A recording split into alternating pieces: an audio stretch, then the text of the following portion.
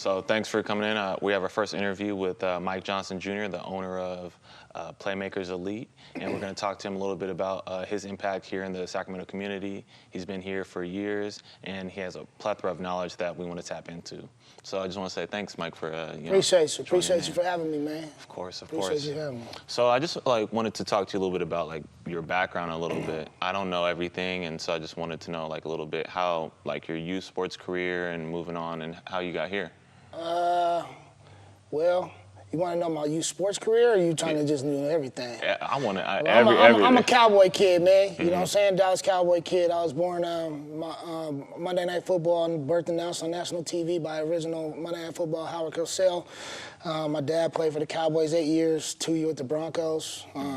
So then I ended up growing up out in Denver. So I'm from Denver originally, or Dallas then Denver. But I played all types of sports when I was a kid, from soccer to football to basketball, tennis, swimming. I did everything. You know what I'm saying? My parents put me in pretty much everything, but my football was my thing. It's been my thing since I was, that's all I've ever wanted to do, ever in life. You know what I mean? So that's kind of there. I really didn't even, my dad wouldn't let me play tackle football till I was in high school. So didn't play tackle till I was high school. Ended up, playing tackle in high school, running track in high school, and then fortunately got scholarships. I got quite a few scholarships, but ended up choosing to go to Sac State. Sac State out of all those, and I did all right over there. Can't complain, So. Why'd you pick Sac State? At the time,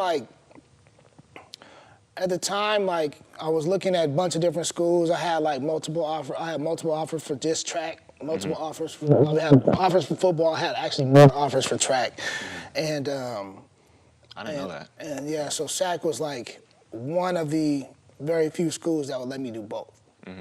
Because it was either you're on track scholarship and we want you here and we're not going to let you play football, or you're on a football scholarship and we'll see what happens with the track, but we have spring ball. So, if you did go out for track, then we need you in spring ball every day. And then, so it was kind of something like that. And they were one of the only schools that would let me do both. And so on top of I took it's crazy. If I could do it all over again, I'd choose a different path. But, it led me to where I'm at now. So, I wouldn't change it for the world. You know what I mean? I got kids and all that stuff. But I came out here on a recruit trip, and I came to SAC first. And then came to SAC first, toured the campus, met Coach Volek, all the coaches, had a good time with the players, X, Y, and Z. And then right after I left, I went to Fresno State. And so, and then I went to Fresno State the very next, 3 days later. I'm down at Fresno State, and I'm cool, Fresno State, it's cool, stadium great, the school's great, but I'm driving around the city, what the hell? Right, I'm coming from Denver, bro. Denver, bigger city. I was okay. So I knew one thing that was always in my mind, and I tell a lot of my athletes now, when they're choosing schools and choosing where to go, out of multiple different options, if they do, is make sure you know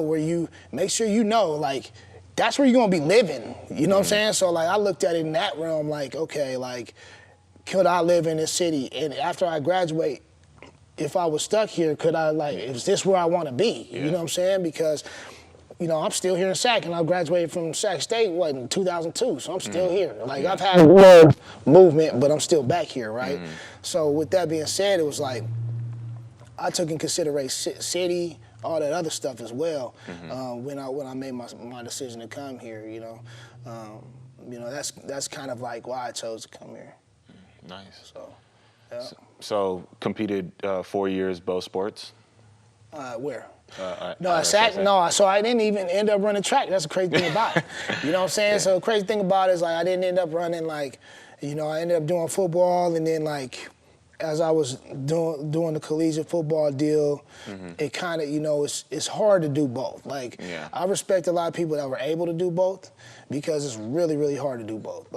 Because it's especially the football to another sport. You know what I mean? Because it's football demands so much time, and it's so much time during off season too, because then it's like 6 a.m. workouts, then you're still going to school, then you're still doing study hall, and then you're still doing film study, and then spring ball happens, and you go for spring ball for all this time. But how are you able to do a spring sport when you got spring ball or you have others? So then it's like it's a lot, man. But that wasn't the issue. It was just more or less like I kind of just got into like really getting into football. And I wanted to like give myself an opportunity to do what I really love to do, even though I love track, but really give my opportunity to try to be the best I could at that. So I focused on that then, because I've never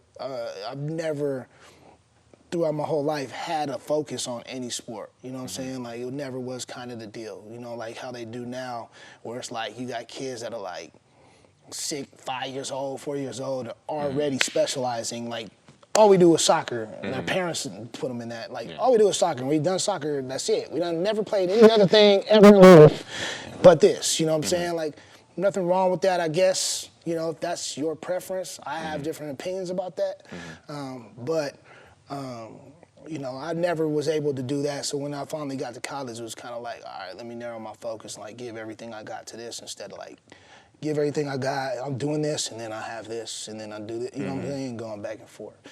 I mean, but track is a good supplement for the sport, but just at that level, it's just kind of tough to do, you know what I mean? Or, you know, it's just your focus got to be supreme. You got to be supremely focused to do both, multiple sports. Yeah, definitely. And I like to kick it too much.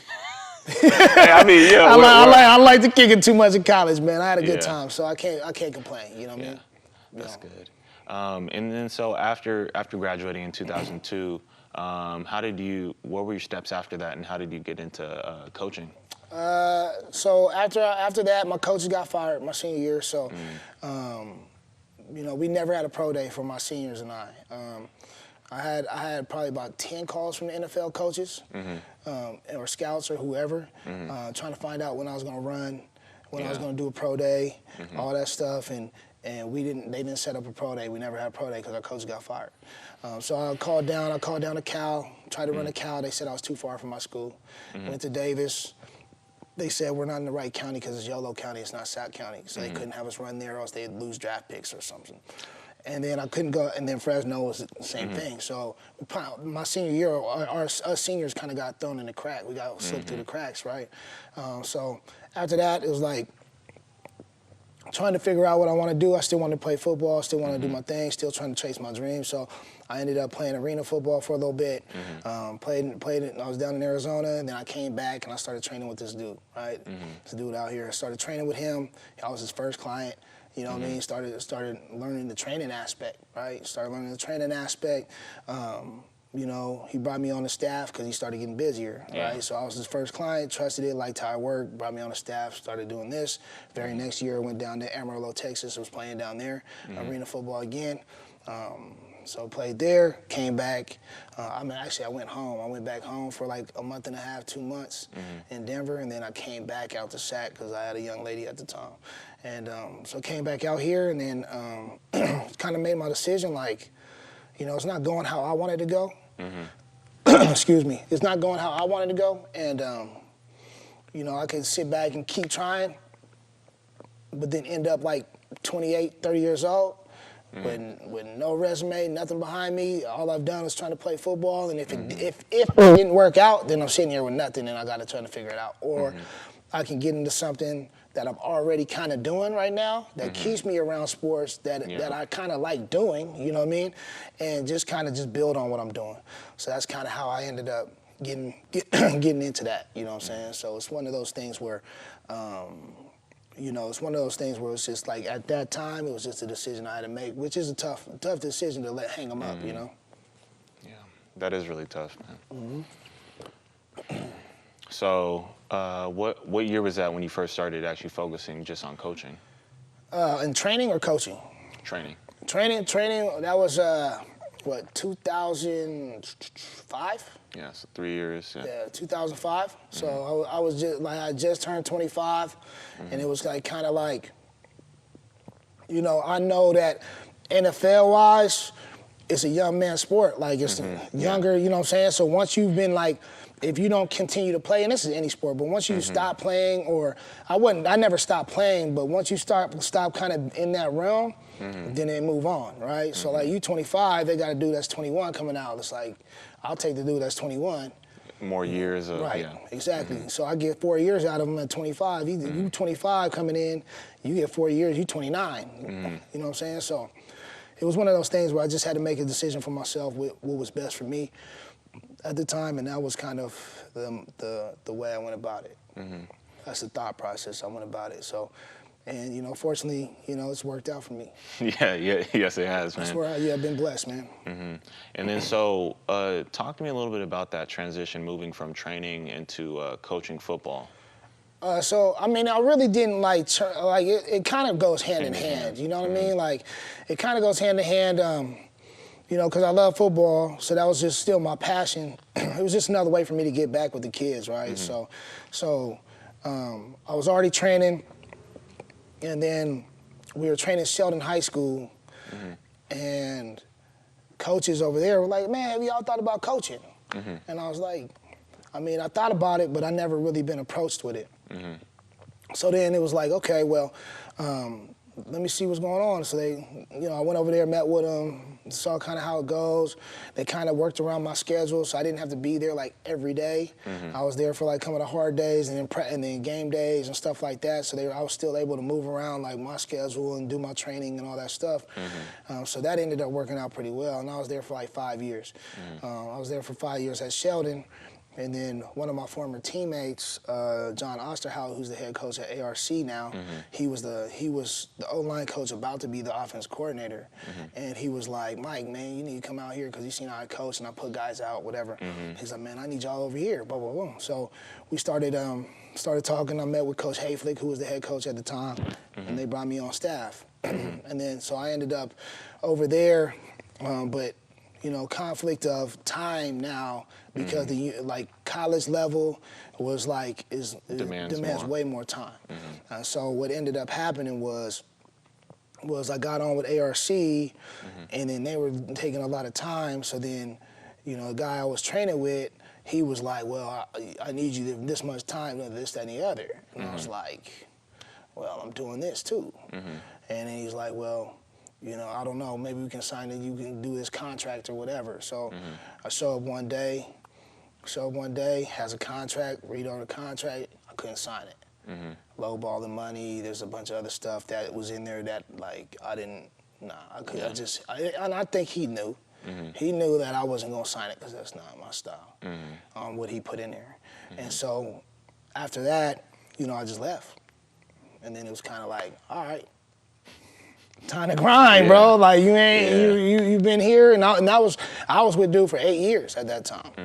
You know what I mean? So now it's like me stepping out on my own, trying to build my own and do what I have to do for me. You know what I'm saying? And I had just had my oldest son. I had just had him. He's probably only like 1.5 years old. So it was just kind of like, let's go. You got another mouth to feed. It's go time. So, you know, that was kind of like when I left there, I was kind of like almost rock bottom. With all of it, and I just had to build my own brand and build my stuff, and it kind of went from there. You know. So from there, you were at ARC. Did you coach after ARC? No. So I coached at ARC for 5 years. Had a great time over there.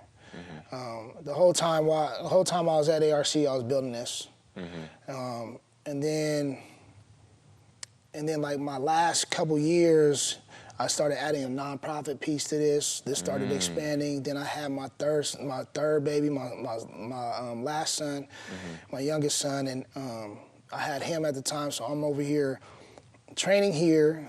Business is doing good. I'm going from here, going over to ARC to coach, coming back over here, then dealing with the kids at the house because I had 3 kids under 5 years old.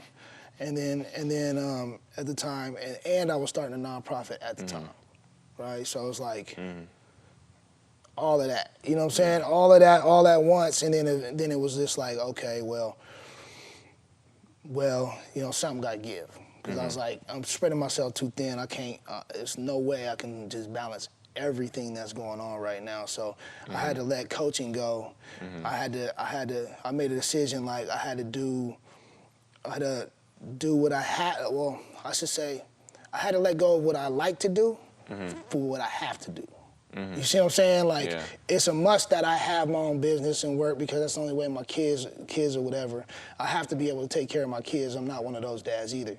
So it's like, I gotta be around my kids. I gotta start my business, keep my business moving, because this is really how I feed my family. And then I like coaching. I love coaching. I love being around athletes. But that gotta take a step back for something I have to do. So that's why I had to let it go. And so after that, you know what I'm saying, everything's been building and everything's done pretty well. So it's just, you know, it's always growth, man. I'm always looking to grow, you know, expand on what I'm doing already and go that way. So when did you start, like, Playmakers as a whole? Like, when was the day when you broke off from that other trainer, or was this always something in the works for you? Originally it started out, like, this was my original symbol. Now I got a new emblem. But, like, this was originally started at Playmakers Elite football. So we were outside on the field doing some training stuff. One of my guys, he actually was the coach that recruited me to Sac State. His name is John Wiley. So we started a business doing Playmakers Elite football, which is like a training like football, just football skills training. And we were doing that at Christian Brothers, like every weekend. Right, it's a weekend thing. We're doing that with a bunch of different kids, and we're doing that. And that was while I was still training with Dude. And that was when I was still coaching at Sheldon. And so we started that, 2007? I want to say it was 2007, 2006, 2007 was when we started that. And we were doing that, and I was doing that simultaneously with coaching and training. And then, so I was doing that. So then when I left, I just moved, you know what I'm saying? I just added the training aspect into the business, right? And then, you know, brought the training aspect as far as like athletic enhancement training, like speed, you know, that type of training into that business.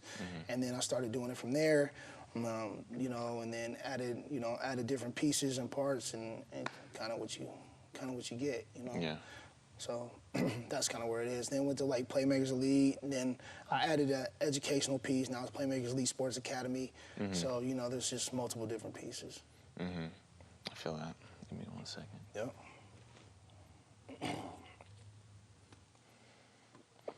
So currently now, about 14 years later, through Playmakers Elite, what kind of athletes do you service? I service all types of athletes, bro. You know, I've been blessed, man, to still be here. Like, to be honest, like, I'm like, 17 years deep in this? Yeah. You know, 17 years deep, straight training for 17 straight years. You know, I've been fortunate to be around some of the top athletes in the world in their respective sports. And I've also been around, you know, fortunate to be around some kids that weren't as talented, but worked their ass off. You know what I'm saying? And, you know, which built, you know what I mean, which helped me develop more as far as a trainer too, helping them, you know, because, you know, when you got kids or athletes that are like just naturally like that, whatever, you know, it's easier to train them because they got everything. Except for, you know, some of them don't, you know, some of them I have to instill like heart and mental and pain threshold and different things like that. But like for the ones that are like, don't have all the gifts, but they just work, like those are the ones you like to see, because you see how much they love something and how hard they're willing to work to just reach a goal as simple as being on the field. Or as simple as I was playing D-line and I want to play linebacker. You know what I mean? Or something like that, like to where like that's probably the most rewarding point of as far as the training aspect goes, is seeing that. You know what I mean? It's don't get me wrong, I like to see every single one of my clients, whether they're athlete, whether they're general fitness, whatever, hit all their goals. That's my main thing. That's why I'm here and doing this still to this day, is to help people reach whatever goal it is. You know what I'm saying? And give them, hopefully I give them a great avenue to do it. You know, but it's just, you know, I haven't had time to sit back and think about everything. You know what I mean? Like how far I've come, I really haven't until I like sit down and talk to people. Yeah. You know, because I just keep just plugging along because it's always the next one. Yeah. It's the next one up. You know, like we got jerseys on the wall. Kids come in, jerseys on the wall. You know, start talking about the jersey. I'm like, man, you next, bro. I'm not worried about that. They already there or been there. You know what I mean? Like that's blessings as far as like, you know, something I can look back on and be like, man, you know, I've dealt with a lot of great people, great athletes, but, you know, next one's up, man. It's always next one up for me. You know, it's crazy. Yeah. Working with you training me, and being around, there's certain sayings you say, such as outwork the impossible, or today's the easy day. Right. Talk to me a little bit about the origins of that. All right, so like easy day was just one of them things. It was just kind of like, I don't know. I don't even remember where I started, to be honest. Yeah. Like, it was like one of them things where I was just in here, I was just training, I was working people, and people are dying or whatever. Yeah. I was like, man, it's an easy day, man. Come on, man. It's just an easy day. Come on, keep pushing. Yeah. You know, but really what I mean by like easy day is like your mindset got to be that way. Like if you go into something and be like it's hard, then it's gonna be super hard, right? And then so if you go in and it's just, oh man, it's easy, I'm just gonna keep pushing through this. You know what I'm saying? You got to have your mindset in a certain way, and that's one of those things where I just kept coaching that up. You know what I mean? Even though people were dying, but you know what I'm saying? It's something I was trying to instill in somebody's mind, like somebody's gonna grab it. Yeah. You know what I'm saying? It's gonna be something like that instead of like, oh, this is so hard, I can't do it. Yeah.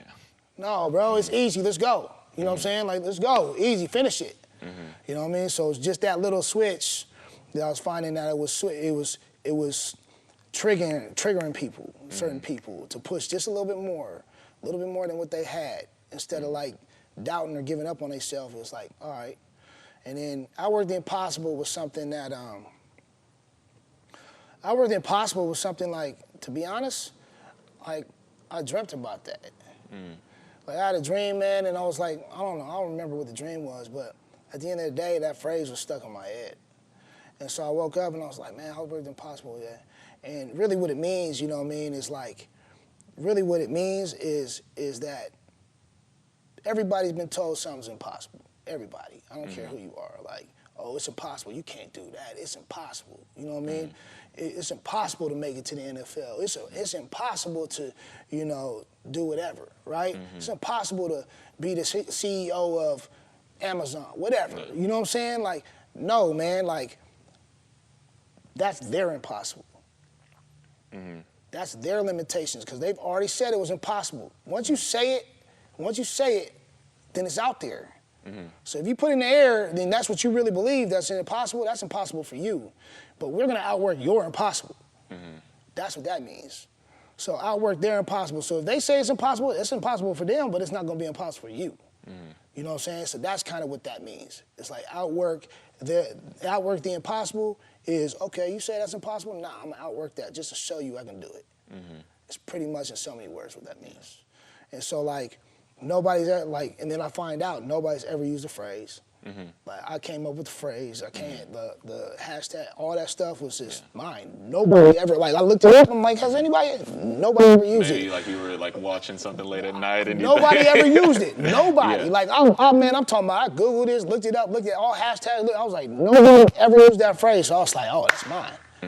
You know what I mean? And that's how it just came to me. And so like, you know, we have that right now. We're waiting on the final trademark for that, all that stuff. That's incredible. You know, it's been going through the process. It takes a long time for that, but like it's already been through the deal.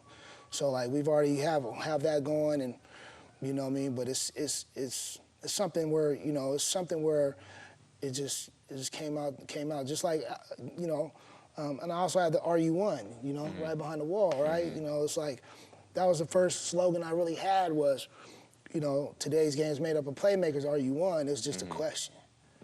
Like, I hear y'all talking. Like, that's cool. Like, you guys can do all the talking you want. Yeah. But are you really what you say you are? You know, or do you just like to talk about yourself? I mean, that's kind of, you know, those are kind of like some of the slogans and how I came up with them. You know, like I said, I worked Impossible was like a dream run, man. That was just crazy. I just woke up with it and it was just kind of there. And I just ran with it. And then, you know, the easy day was kind of just being around the gym, trying to motivate, you know what I mean, and keep it from being negative and try to flip it to something a little bit positive. And then RU1 is just a question. Yeah. So those are really the ones that, you know, that I really even use to this day, really. I've had a couple ones that I've, you know, but those are really the main ones. Yeah. To me, hearing that easy day, that's almost synonymous with like Ronnie Coleman for me, like lightweight baby, Right. you know? Yeah, like exactly. I have that same feeling when I hear it. How do you feel like the mindset of an athlete compares to how they perform in the training room and how that transitions to on the field or on the court? Well, mindset is everything. You know, mindset is, you know, that's probably one of the most important qualities you have to have.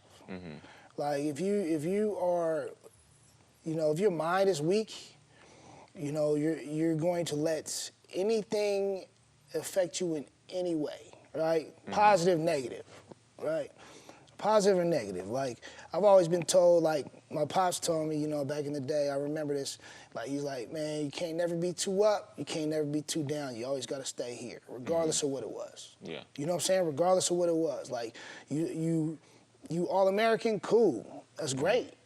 But you can't let it be like, oh, this guy, right? Or, you know, you end up, you know, fumbling and losing the game, or you miss the game-winning shot, right? You know, yeah, you're gonna be hurt a little bit, but you can't let that just pull you down and spiral you to whatever. So it's always like, everything gotta be kind of even killed, you know what I mean? And so the mindset, like, of an athlete, you know, one, you need to be super confident in yourself. Because there's a lot of kids that, you know, that I see are just not confident in them, like just as a person, right? You gotta at least have some sort of, I'm not saying you gotta be cocky, but you gotta have some sort of swag. Like, you know that you can get busy. And then, you know, the mindset that you know, you're here to handle your business and be ready to go, and, you know, is supreme focus, and your drive is there. You know, and that's the one thing that is just hard. Like when you find those athletes, you know, that already have a lot of that, then it's just trying to build it, you know what I'm saying? And just build it stronger to where it doesn't break at all. You know, but if you're weak-minded in situations, in whatever sport or whatever you're doing, right? It doesn't have to be sport, it could be just life, right? Yeah. Like if you're weak-minded and you find that you get yourself in a situation, right? That it might be a negative situation, you're not going to be able to get yourself out of that situation or be able to, you know, keep pushing forward. A lot of people let that affect them, and then it's like you go to wherever you go when you're in your negative space. You know, and that's the one thing I love about sports, though. It teaches you that. It teaches you, you know, it teaches you a lot. Like sports in general just teach you a lot about, you know, life skills. It gives you all the life skills. You know, being teamwork and cooperation and working, you know what I mean, like, you know, work ethic and all that stuff. But it also helps you with your mindset as far as like being a strong person, because you're going to go through something at some point in any sport you play. You're gonna be good and you're gonna go through negative. And you know that as an athlete. Definitely. You know what I mean? So it's like, you know, that's the thing. Yeah. Overall, like a big escape, as well as specifically here in California. Man, COVID hit. I mean, it really, to be honest, it really showed you the real from the fake. If you want me to keep it like straight up. Keep it a buck, please. You know what I mean? Because like, the ones that were really about what they say they're about, you know what I'm saying? And I'm talking about this athletes, this is like 90% of people anyway, in anything. Yeah.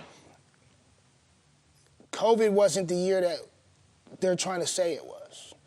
As far as like, get with me, like, to me, that year was the year of the hustler. Right? Yeah. 2020 was the year of the hustler, like, or you about your grind, right? Like, what did you do to maximize that year? Did you just sit back, collect a check, you know, for people that whatever, collect a check and be like, oh, well, poor me, I can't go out the house and I'm just gonna sit here and I'm getting this free money and I'm just gonna spend it on, you know, purses and jewelry and, you know, eat myself and now I'm 20 pounds heavier, 30 pounds heavier because I'm just sitting around and the government say I can't do anything. Or did you take that whatever amount of money you got and invest that in maybe stocks, invest it in your own business, build a business, do something, whatever, right? Same thing with athletes, right? Yeah. Athletes was the same way, right? So like, what could you do? Well, you could get on the field, you can work out, you can do stuff like that, right? How many of them went and did it? How many of them went and did it on their own? I saw a lot of kids go from, you know, being that guy or possibly being the next guy to sitting at home, whatever, and then when restrictions eased up a little bit and it was time for them to work out, they were done. Yeah. Or they just didn't come back out. You know what I mean? Like, so with that, it was like really separate. Like I saw a real separation. Like that 2020, I saw a real separation on like who really, what they say they are. Because it's all, you know, social media nowadays. You know, back in the day, we didn't have all that. So it was just kind of whatever. Social media is all about, you know, likes and, you know, instant gratification. Hey, I got a jersey on and you can like my picture and I got 5,000 likes on my damn jersey. Like, cool, bro, you got a damn jersey on, but what are you doing? What are you doing with it? You know what I mean? So with it being said, like now it's like, you know, it showed like who was really working and really, really about their business and trying to find any way to get it done. You know what I'm saying? Any way, like find a gym that was open or find a field that was open, call my quarterback I'm gonna throw, or, you know, call my boys and we're gonna set up a soccer game, or we're gonna work on our skills, or you know what I'm saying? Find a park or something where I could play shoot hoop or volleyball or something. Whatever it may, whatever the sport was, what did you do to maximize your time? Because there was a lot of time, right? Everybody was damn near like a pro. Yeah. Right? With the pros, right, they got time. They got a gang of time. Like, it's like, you know, yes, you got practice and film and all that stuff, but you're getting paid to be a pro. So you got to still work out, but you don't, it's not like they're holding you to that. That's on you. Yeah. Like, you come in shape. You're a professional. We're paying you to do it, so you better make sure you're ready. Yeah. You know what I mean? So that's what I saw, like, that 2020 gave, it was, you know, people, you know, it was a bad year. It was this and that. And, you know, everybody going into 2020 was like, hey, 2020 clear vision, hey, you know what I'm saying? Having those little slogans. Yeah. Well, it really was a clear vision because it really did let you know what's going on and how bad you really wanted to do something.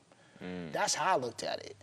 And I saw both ends of the spectrum because I've seen, like, you know, and I know some people were more sensitive to it than others, and some people didn't really, you know, care what the government was saying. They was going to do what they had to do anyway. Some people went by the rules, and they were like, okay, well, we can't go outside, so we're not going outside. Whatever part of the spectrum you're on, you was a part of the spectrum you're on, right? But at the end of the day, you could still make something happen. And if you didn't make something happen, if you were just sitting around, just not doing shit, and just collecting a check, or just sitting around playing video games all day, and eating damn Twinkies and shit, and getting whatever, you went from a running back to a lineman, seen it, then you know what I'm saying? It is what it is. Like, so like, really with that being said, like, that's what I saw the most about, like, what that year did to athletes. It really separated who's what, right? There wasn't no pretenders anymore. Like, the pretenders went away. If they were pretenders, they were here on the bottom. Like, and if they were guys, then they were up here working. And that's kind of what it did. Now everybody's starting to get blended back because everybody's kind of, programs are forcing guys to be together and back to kind of doing what they're supposed to be doing. But when it was like everybody for their own, everybody on their own, it showed who was what. That's why I say it was a year of the hustler. It showed who was willing to hustle and grind for theirs and who's willing to just sit back and just take the easy way out. You know what I mean? So that's what I saw. I don't know if you saw it, but that's what I saw. I also saw that. Right? And, you know, I think it just depends on the age group that Yeah. you're working with, right? Right. I definitely saw a lot of that for a lot of high school athletes, you know, feeling like, oh, I can't do anything. Right. But for me, the two things that I saw were those athletes who were prepared and who were not prepared 100%. and trying to get to college. Yeah. And so, you know, you have a kid who's thinking like, oh, I'm going to be a rising senior. I've been waiting to do everything, and then your season. I feel for them, man. That's really tough. And I so feel for them. those ones who weren't prepared or late to the game or late bloomers, that was tough. But those who fell through the who were cracks. doing it, you know, all the way through, this was their time, you know. Right. It's what's that term about being lucky? It's those who are prepared, something like that. I don't know. What about what? You know, luck is when fortune meets opportunity. Yeah. And that's So, it. You know what I mean? It's not really luck. It's like, are you ready for the moment? Are you ready for that one opportunity? Were you ready for it? Because if you're not, it's gonna pass you up right now. Right now.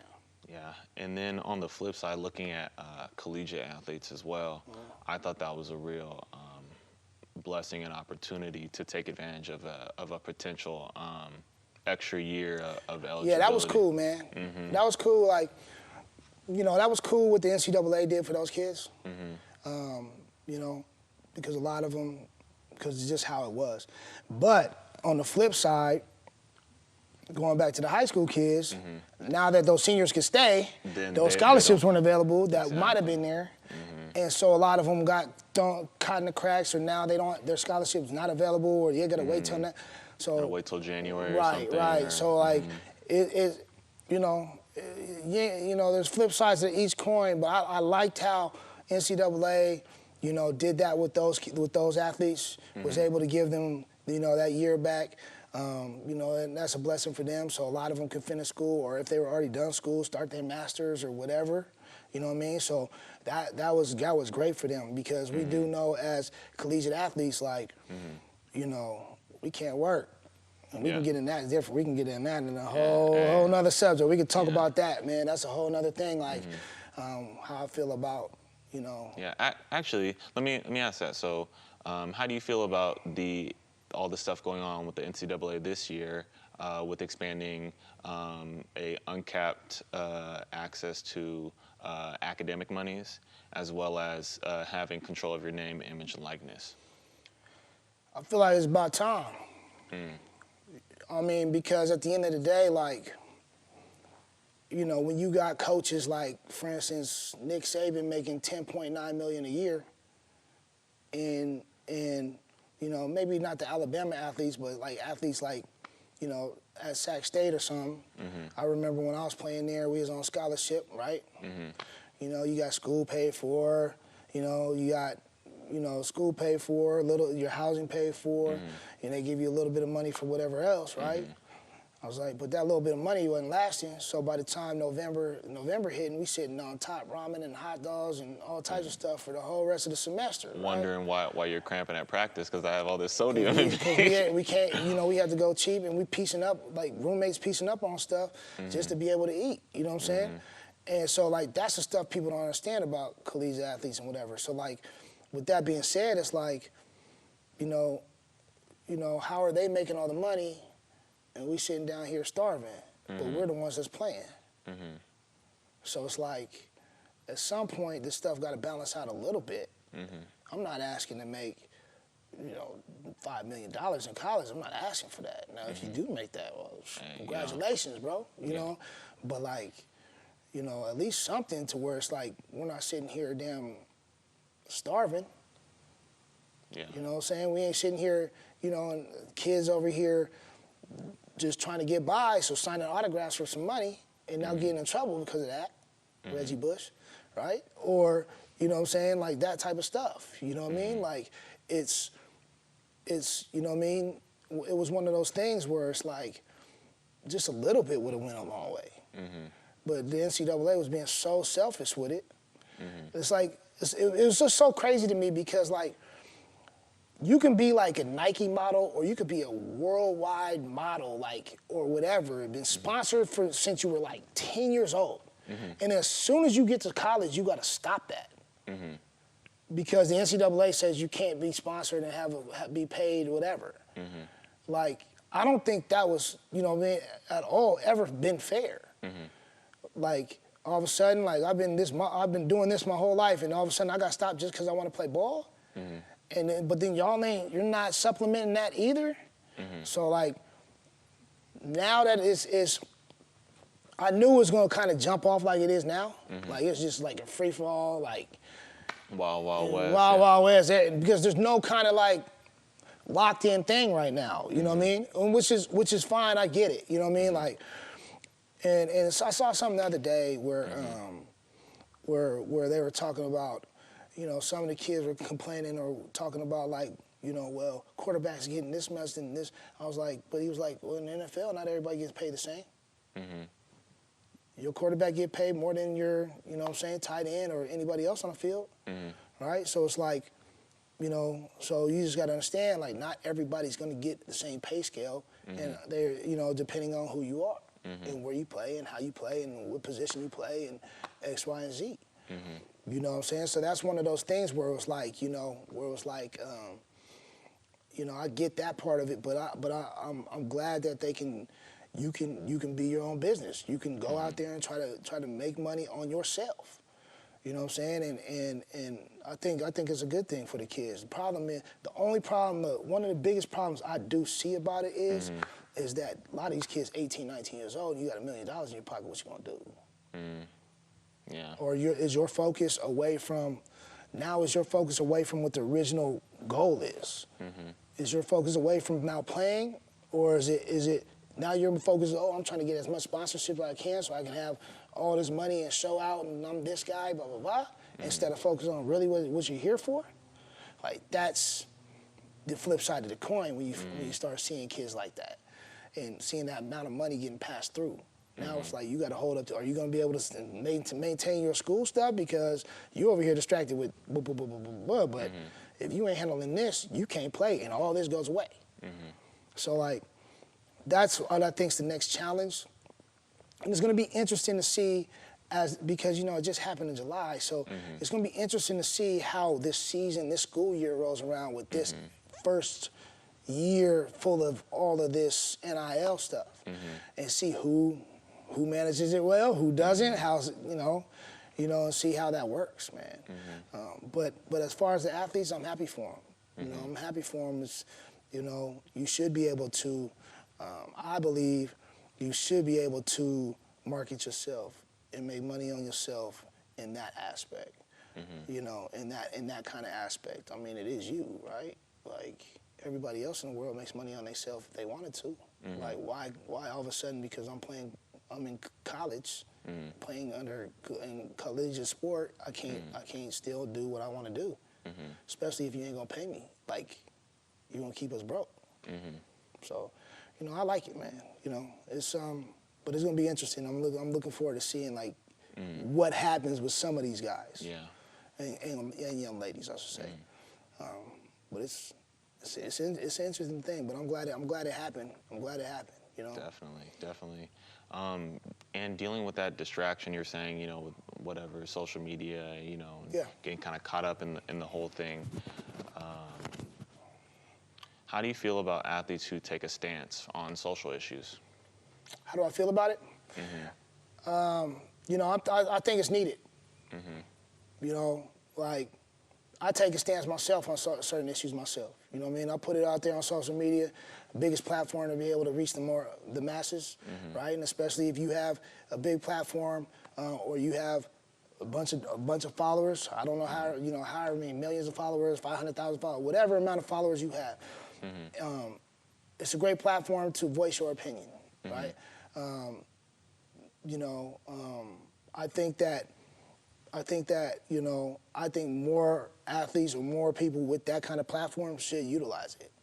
But at the same time, like, you know, it's a slippery slope, right? Because, like, some of these people are the whole other way than what you're thinking, you know what I mean? And now you put yourself in one situation to where now it's like, hey, you can't come back. Like, if you here and I'm here, you got to understand that person might not mess with you or might not whatever. But at the same time, if you're going to do that, you know that it doesn't matter what anybody else thinks, right? And I think that everybody should, just like it is, free speech. Everybody should be able to have their own opinion about whatever it may be, right? It's the problem when, it's just a problem when now it gets to like people trying to fight you or threaten you and do this because you're just voicing your opinion on a situation or real life for you. You know what I'm saying? Or your preference. You know what I mean? That's where I think it gets out of hand. You know, but you utilizing that, I mean, I feel like that's a great thing because it is able to reach the masses and maybe people don't think like you and it gives them an opportunity to like, oh, well, I never even thought about it like that, right? Or, you know, I didn't know they were going through this, right? And so, especially when it was like, when we were going through the whole, racial tension and all that stuff in 2020. And, I saw a lot of people like, it really opened their eyes to certain things that were going on that they really never even really understood that it was really that bad. Like, oh, it's not like that. And we've been telling you it's been like that. But now it's like, oh, you really saw it now and now you understand. Like, to where now people kind of feel, they understand what it is. Yeah. Some don't, it's whatever. Everybody has their own opinion, right?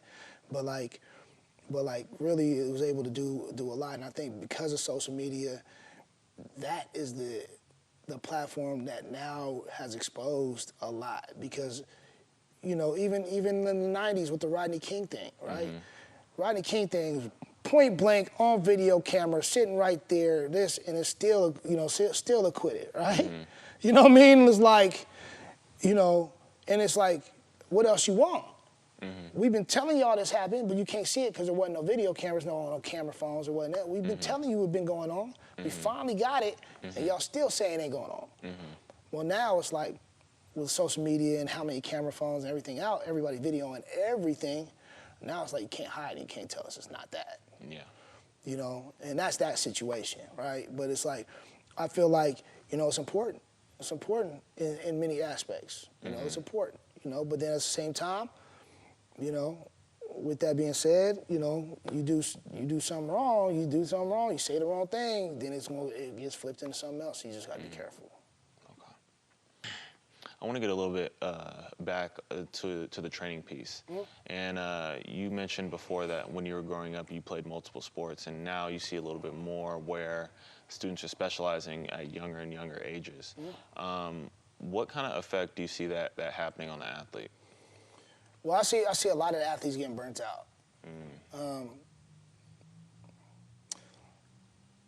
And what I mean by burnt out is like, sometimes those athletes didn't even want to play that sport in the first place, right? It's been forced on them, and they wanted it, for instance, like soccer or football, whatever it may be. Like, they like it, but they really don't love it. And if you have never had the opportunity to do anything else, then it's kind of like, it's like, you know what I'm saying? Just like a job. It's like a job that you have that you cool with, but you really don't like to do it. You're just there because it's like, I know I got to get this money, and I'm good at it, right? But I've seen a lot of athletes that's, they get burnt out, because they've been doing it for so long. There's nothing changes. It's just the same. And then like some athletes get hurt. You get hurt, you get banged up, doing that. The third thing is, I'm a big believer in doing multiple sports because each sport does something different for the other sport. For instance, track, right? Track works on what? Top end speed, top end linear speed, right? All right, so like every sport, what's the name of the game? You gotta be fast. It's about speed. I don't care what sport you play. Speed kills. I don't care how big you are. All right, that's the ultimate equalizer is speed, right? Ultimate equalizer. All right, so like you have to be able to run, all right?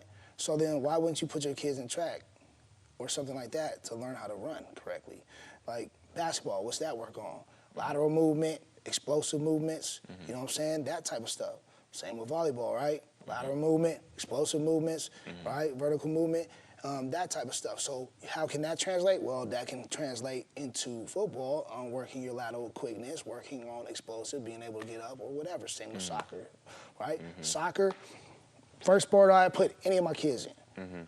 Reason being, one, cardio's crazy. Got to learn how to get your foot-eye coordination, not hand-eye coordination. You got to be coordinated as hell, be able to dribble a soccer ball without really looking at it, trusting your feet, and be able to make moves and be able to do stuff, and it's unbelievable, right? So once you have that kind of coordination, then it transfers to everything else. But if you've never had that base, then, you know what I mean, you don't have that part of you. Same thing with, you know, let's see, another sport could be like soccer, volleyball, basketball, any of that stuff. Like all that stuff transfer over to any of those other sports, you know what I'm saying, that they play. I just feel like, and then also like you're using different muscles. You're using different muscles. Your angles of your angles of your joints are different. Like everything does something different to make you stronger in different areas. If you continue to use only use a certain movement all the time, that's all you use, then you're gonna be weak somewhere. And that's when you start seeing, you know what I'm saying, you start seeing people get hurt. Yeah. Because you're constantly using, all right, you're only using this part of your leg, you're only using this, you're only using this. You never work on stability, or you never work on this, so you don't know how to land. You don't know how to fall. Yeah. You know what I mean? Like, then you start seeing that type of stuff just because you haven't been able to utilize the whole aspect of all that, man. So that's the one thing with the, you know, the youth sports and multiple sports and isolating that I see a lot. Is one, you know, injuries. Two, is getting burnt out. You know what I mean? And you know, I've been doing this since I was 4 years old, and I've never done anything else. So yeah, well, you're 16 now, you don't want to do it. You know what I mean? It's just kind of one of those. Yeah. Or like you get to, you know, I've been doing this since I was 9 years old, and now you get to college, and I've had plenty of teammates like this before. And I see them, it's like they just stop loving it, but they're just doing it because they're there and it's paying for school. It's like, oh man, I don't even want to play no more, but I'm here, I'm on scholarly, I gotta go through it. You know what I mean? And that's kind of stuff I've seen. And then it's just like sometimes like kids just need to be kids, man. Yeah. Kids just need to be kids and be able to like just go out and just have a good time and do what they want to do. Like have fun. Like, and that's one thing I'm seeing. It's like parents are pushing them so much. Like, gotta do this. We gotta do this. We gotta do this. To where it's like, when is my man gonna like, you know what I'm saying, go out and play with his friends? Like, when do we go swim parties or like, you know what I mean? Like, it's like, come on, like, at some point, you gotta let them have a childhood. So, I mean, it's, you know, like I said, I personally, as, you know, saying a dad, I put my kids in everything. They're in everything. They're in everything. Because I don't, you know what I mean, like, they could tell me what they like, and I'm like, all right. Like, go ahead. All right. Like, I believe I know what you're good at. But at the same time, I'm not going to not let you try things because you might be better at that, or you might really love to do this. And I would, you know, it don't matter if my son plays football. I play football, but it don't matter if he plays football or not. I could care less. You're going to do something, right? But if you don't play football, that's not works out for you, and you want to be a lacrosse player, cool, like, let's go. Or if you want to, you know, whatever. And so, like, you know, that's one of the things where, for me, like, I just want to make sure, like, at the end of the day, one, you're just still active. You're just running around. And it's something that you love to do. Like, I wouldn't want it to be something I forced you to do, right? Because then, you know, then I think when you get older, kind of something like resentment kind of comes in. You know what I mean? Like, where, oh, you forced me to do this. I never wanted to do this in the first place. I've had to just do what you wanted me to do. I've never really, you know, that type of stuff happens. So I don't know, man. Like, that's kind of what I've really seen, man. It's been like, and a lot of times, to be honest, I don't even think it's really the parents. It's the clubs, bro. Putting that external pressure. Right. It's like, okay, you have, all right, we're on this comp soccer team, and it's a year commitment. Yeah. Like, hold on, bro. Like, cool, but just understand we do other stuff. So we might not be here on some Saturdays when it's track season or whatever. You know what I'm saying? We might be doing this or that or the other. But I think a lot of it, like some of these parents don't know any different or whatever it may be, to where it's like the club and all those people are putting so much pressure. No, you have to do it like this. You can't do anything else. You got to do it like this. To where now it's like they're forcing people to isolate sports instead of just let kids just be kids and have fun, bro. And do multiple things. And let seasons be real seasons instead of just, we do this year round and okay, you got to try out again. And this is year round again and you got to try out. Like, come on, man. And that's not just soccer. That's soccer. I'm starting to see it in football. Hoop, AAU all day long. Volleyball the same way. Softball the same way. Like, it's like all these sports are not letting other kids, like, you know what I mean? And, you know, and then a lot of parents are just going for it. Yeah. Like, all right, whatever. Without having the prior knowledge to know, like, hey, maybe I don't want to go against the flow, and if I want my kid 100%. to be if good. I want him to be on this team, I have to do this like this. Yeah. Right? And realistically, like, you know, I know at some point that's gonna happen for me at some point. Somebody gonna try to tell me that, and I'm gonna be like, "You out your mind, bro." Like, we don't do that. And you gotta understand what we do, and this is how we move. Now, understand, if we give you a year commitment, we're not gonna be at everything. I'm gonna tell you that right now. And or we'll come guest play for you. You know what I'm saying? When we're open, I'll let you know we're open, and we'll come play for you, or if that's still available. But like nah, bro. Yeah, that's what I kind of see with all that, bro. Yeah. You know what I mean? So even with that pressure coming from the clubs onto the parents, and the parents are putting it onto the kids, right? How do you feel about, you know, these clubs as a whole? There's been a lot of talks about like the pay-to-play model, and how do you feel like that type of pressure, along with the push for, you know, success in your sport, plays out for these kids? You know, I think it can go, so with the pay-to-play model, man, it's kind of like interesting, man, because it's like these clubs now are charging so much money, you know, so much money, and some of these people can't afford to pay for some of this stuff. And you might have like one of those kids that's that kid that they can't afford it. And it's like now you're losing kids and you're losing athletes, you're losing whatever kind of athlete because of monetary situations. You know what I'm saying? I think some clubs have certain ways to get away with, you know what I'm saying, to help out.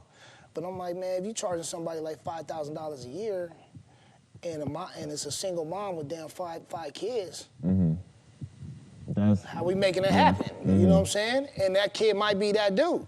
You know, so like, you know, I think like with that being said, like it's a lot, man. Like, you know, I think, you know, like I get it. You got to pay for the fields. You got to pay for your coaches. You got to pay for, you know, referees or whatever sport it may be, right? But like, I think like some of those clubs and some of those, you know, those organizations are, to be quite honest, greedy as hell. And they're just after the money for themselves. And we, you know, it might only cost a couple $100 for all the stuff that we talked about right now. But you're gonna charge 5 racks, 5,000? Like, who's all that going to per kid? How many kids is in the organization per whatever? Like, I get it. Everybody got to make money somehow, but that's kind of one of those things where it was like, I'm sitting there like, I don't know if this is necessarily like that deal, man. I don't really care for that too much, man. You know, but I guess that's where it's headed right now. That's where it is. I remember back in the day, and this is back in the day, I'm old, man, but it wasn't really like that. I mean, you gonna kick down a couple dollars, but it's not nothing ridiculous, bro. Like what some of these people are asking now. And then it's like, oh, then you got that, and then you got to pay for your travel because we're a traveling club, and now you got to pay for your hotels, and you got to pay for your flights, and you got to do all this other stuff, and blah blah blah. And it's like, good Lord, man. So like you got to be from a certain monetary range, you know what I'm saying, to be able to do some of this stuff now.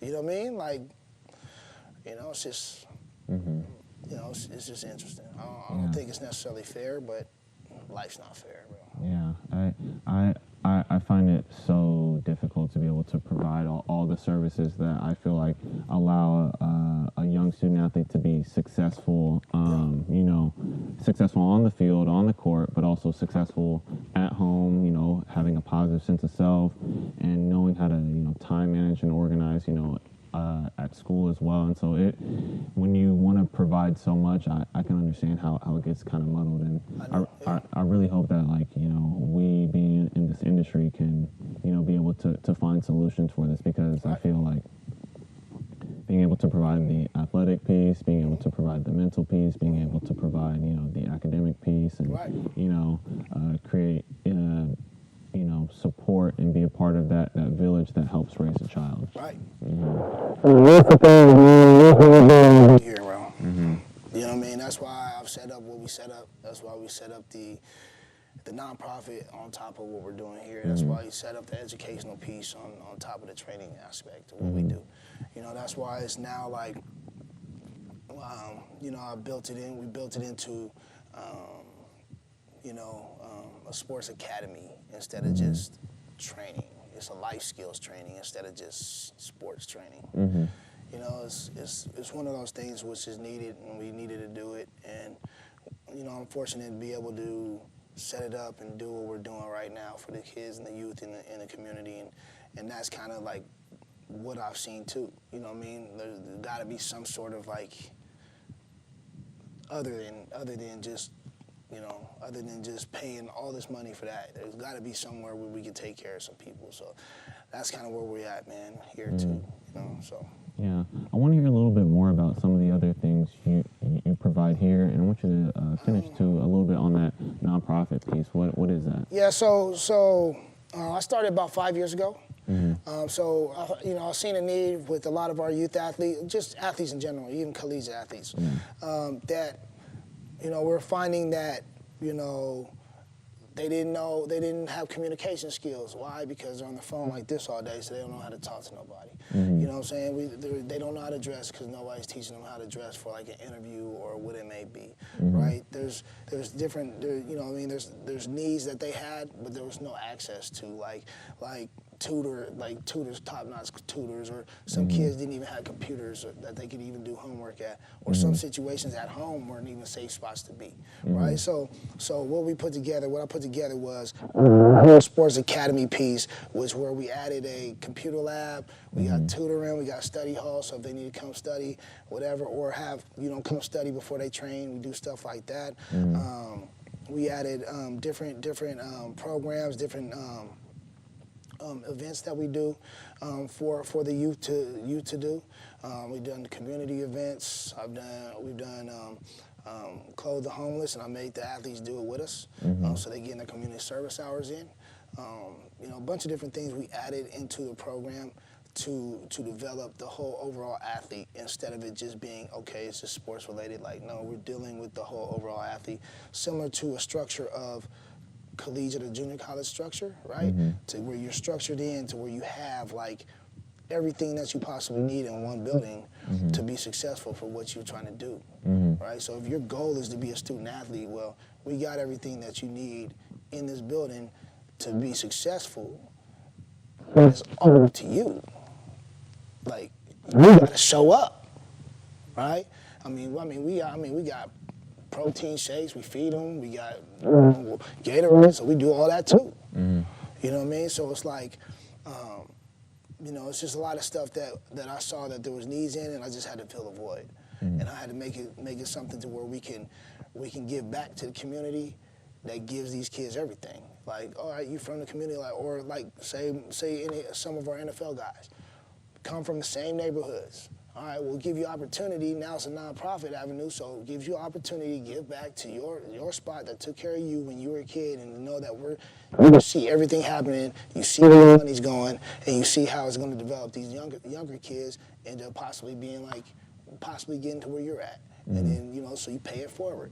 You know what I mean? So that's my thing with the whole deal, was trying to put together something that brings everything together, in the educational piece for those kids. Some things that aren't taught in school, like how to tie a tie. Yeah.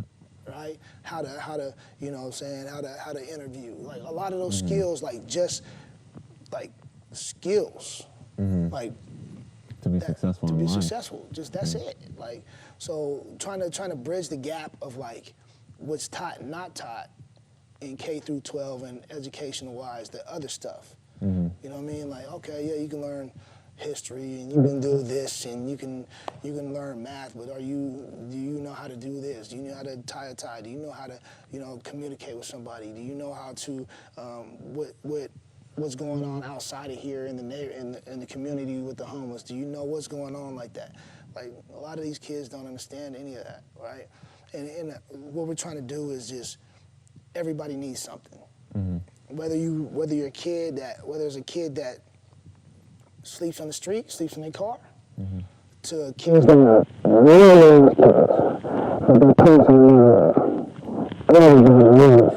something, right? So I try to fill those voids. You know what I mean? This kid needs this, but this kid also needs this. You know what I mean? So it's like, so we try to fill the voids, and that's why I put together the program we do. No, that's incredible. Yeah, I appreciate the amount of impact that you can have on so many kids. And, Right. I mean, just think about, because of that, how those people you've touched are going to affect other people, and it's just, you know, branch out from there. You know, and I've always said, man, like, whether it's one kid or whether it's, you know, a million kids, it is what it is, right? You know what I mean? Like, because you never know who that one kid gonna be. You know, that one kid could be the president of the United States, and now you got 330 million you control. Do it right, you know what I'm saying? Do it right, that trickle-down effect, right? So you never know who's gonna be what, right? So you gotta make sure that you just treat everybody the same. Just, you know, it's just one of those things. It's not really hard. You know what I mean? It's like just be good to people. You know what I mean? Be good to people and they'll be good back to you. You know what I mean? And just, you know, like at the end of the day, like there's so many people that's out here just selfish, all about themselves. You know what I'm saying? All about themselves and this is whatever and it's all me. And I'm like, look, man, like at the end of the day, somebody had to help you get there at some point. Like you need help somewhere. Your parents need help somewhere. You know what I mean? Like, so like at the end of the day, why not give back what you were given at some point in life, right? And then to people that need it probably more than you. And so, you know, that's kind of where, you know, I kind of set it up, man. And, you know, I've been real fortunate, man, to have people involved, great businesses involved, been able to do some real cool stuff so far. I had a lot of stuff set up for 2020, but you know, that year kind of was a wash. So we're really gearing this thing back into it as far as what we do. You know, so we're running this end of the year. I got some stuff set up for the end of this year, and then running into next year. Kind of getting back on our horses, man, and getting back to what we're doing and kind of our movement, and you know, trying to just change the city, man. Change these kids, man. You know, change their life and try to help them. You know, the same way we help them with sports, the same way we try to help them with life. You know, and give them a safe spot to be. You know what I'm saying? Safe environment, a place where they know like they can come in as they are and just have a good time. Understand it's all here for you, and just, you know what I'm saying, nobody gonna judge you like, oh, you need a tutor? Okay, cool. Just let me know. Nobody worried about that, because I know there's a lot of kids that feel that pressure in school. I'm like, oh, if I get a tutor, people are gonna think I'm stupid and I'm gonna look a certain way, and you know, because of why? Because that's the images that are being portrayed on social media, and you gotta be this, and you gotta look like this, and you can't be this. Well, you know what I'm saying? Everybody needs help. That's just that image, right? So like, if that's a concern, then it's like nobody needs to know. Just let Mike know. I'll set you up. You know what I mean? I'll set you up, make sure you're taken care of. Why? Because you have goals, and that's what we're trying to do, but we have to make sure this is right. So that's kind of like how it moves, you know what I mean? And we do certain things for K through 12, and then we do certain things for like collegiate athletes. You know what I'm saying? Collegiate athletes and post-collegiate athletes. So that's kind of what it is, what we really do here. And then lastly, I also want to kind of talk about your kids, man. So a little bit talking about that burnout. You mentioned that you have to think about that, as you're as you're a parent, and for you, for someone who's so well versed as a coach. One, how do you enjoy that, just the joy of being a dad and being a coach. Yeah. But then how do you ride that line? Yeah, it's a fine line, man. For me, like, I've had my kids. I've never forced them to be in a gym. Right? I've always wanted this to be fun, like this to be their decision to come work out.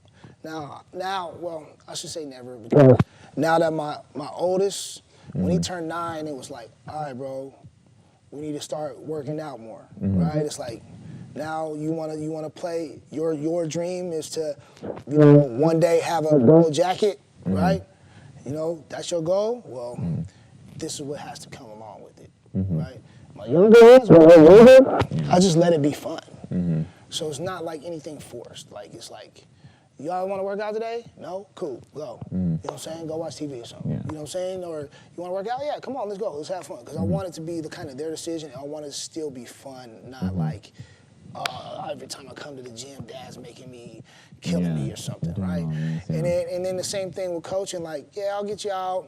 We'll go have fun and just do some little drill work or whatever. But it's never like, I always want it to be them trying to get better for them. The fine line that I'm speaking of, though, with mine is that I really never kind of wanted to be their coach of their sport. I want to be dad, right? So, like, that's why, I've never coached my kids in any, like, specific sport or team activity or anything. I'm kind of just, like, off to the whatever. And if I need to, like, do something outside of there to make them better or whatever we're going to do, we're going to work outside of there. But, one, I need them to be able to understand how to take correction and directions from other people, right? Because I'm not going to, even if I was your coach right now in Little League, I mean I'm going to be your high school coach. Don't mean I'm going to be your college coach, Lord willing, you make it there. Or Lord willing, you make it to the pro level. I'm not going to be that guy, right? So you're going to have to understand, like, how to take direction from somebody else and be coachable and be able to, regardless of what I've coached you to do, you're gonna have to do whatever this coach wants you to do anyway. And then it's not so much pressure as far as, like, when you go home, then it's always like, I've seen, like, when it's like coach and dad relationship, it's like sometimes, I'm not saying all, sometimes it's like there's no definitive thing. So now it's like you're barking at your kid at practice all day, and then you go home, and then that flips back into the house. You know what I mean? Or your kid feels a certain way because you called him out, whatever, and then you go home and he's still feeling a certain way when really you were just trying to coach him up, right? So it's like, for me, like, I've never really wanted to, I always wanted to kind of have a separation. As far as, yeah, we're working here in the gym and we'll do this, and then, but when you get coached, when you're on a team, I want you to get coached up by somebody else. Or, if I want to do, like, say for my oldest, you want to do receiver work, right? We want to work on receiver skill work. All right, I'm going to take you to somebody that I feel like is a great receiver coach that does a great job. And even though I can do it, and I have done it, like, I built you to where you're at now, but now it's like, okay, now you're a little older, like, go get coached up by this guy.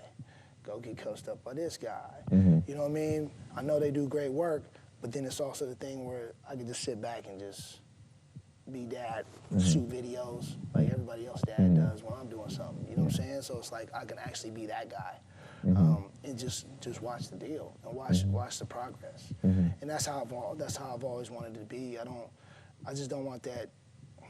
And then, like I said, it's a fine line but then I also, knowing the sports, knowing I've been a coach at a pretty high level, knowing I've been a trainer for damn 17 years, like, I know how this is supposed to look too. You know what I mean? So if it's not going how it's supposed to look, I'm gonna be like, nah, bro, like, this is how it needs to look. But, you know what I mean? That's just on little corrections. But like, I've never aspired just to be like their like head coach of their soccer team, or you know, any of that type of stuff. Because like I said, I need them to understand how to take direction from someone else. Yeah. You know, because it's gonna flip into the real world at some point anyway. You're not gonna work for me. Well, you might, but you're not gonna work. You know, if you don't work for me, you go to a corporation. You're gonna have to answer to a boss or whoever is in charge. So you're gonna have to understand how to deal with different personalities, different ways people coach, different ways people talk, different ways. You know, you're gonna have to navigate through that anyway. So you have to get those lessons. You know what I mean? The same lessons any other kid is getting. But I'm just fortunate to have like this job. Yeah. And this is what I do, and we have access to sports. So that's kind of like my thought process as far as a dad. But I love it, man. I love watching them develop. You know, I love watching them develop. I love watching the mindset and how they attack things, and you know what I mean, and how they love each whatever sport they're in, and how they handle their business. I just like seeing it, man. And you know, fortunately, they've been around some great coaches. You know what I mean? They've been blessed with some great coaches that are very knowledgeable, and they're able to, and even ones that I don't know. Some of them I don't even know, and it's like, oh man, this guy's good.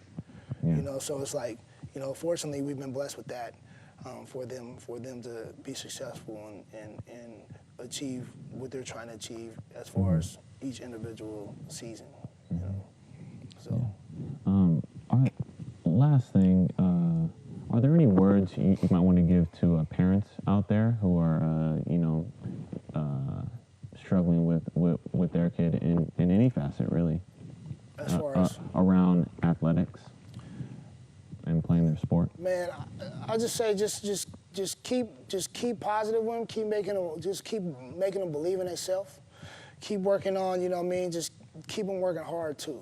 Don't be an enabler, I should say. You know what I mean? Because you know you got to let them go through their lumps too. Like, you know, and this is getting on a whole nother subject, but like. You gotta understand, like, especially in high school, but as a it starts young and then it gets older. You can't keep moving your kid to 3 different schools. Like, just because they're not playing here, all right, I gotta move them to this club, or they're not playing at this one, and I don't like this guy. Oh, we're gonna go here. Oh no, this is like, at some point, you gotta go through the grind. You gotta go through the trials and tribulations. The only way you're gonna be successful, the only way your athlete is gonna be successful is or people in general, you gotta go through the trials and tribulations.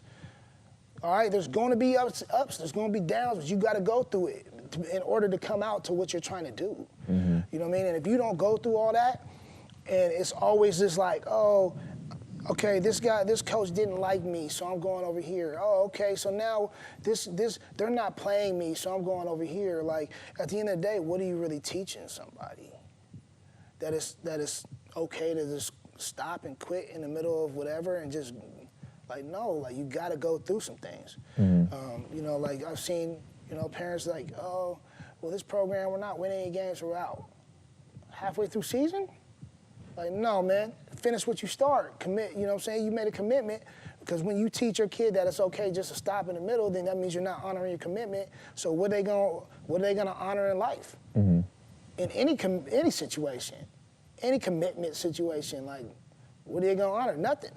Because they're used to, like, okay, I could just leave whenever I wanna go, and that's it, and I'll just move to something else. Like, no, like, you have to be able to go through the whole situation. And one thing that I could tell parents, especially high school parents, you know what I mean, high school parents, like, you gotta stick it out. I've seen kids go from 3 high schools in 2 years just because they're trying to find the right situation to play. Like, look, I'm gonna tell you right now. What that shows is you're afraid of competition. If you're afraid of competition, you will never make it to the next level. Never. Never. I don't care what you say. Because at the end of the day, you have to compete. Everybody in the world plays sports. You have to compete. It's never gonna be easy. It's never gonna be the right fit. And guess what happens now? Because of that happening throughout like collegiate athletes, now colleges are like, oh, you've been to 2 high schools, 3 high schools in 2 years? Why would I give you money to come here and I don't know if you're gonna stay here because are you gonna bounce? So now, red flags, stuff that you might have earned, might not be there because of that reason.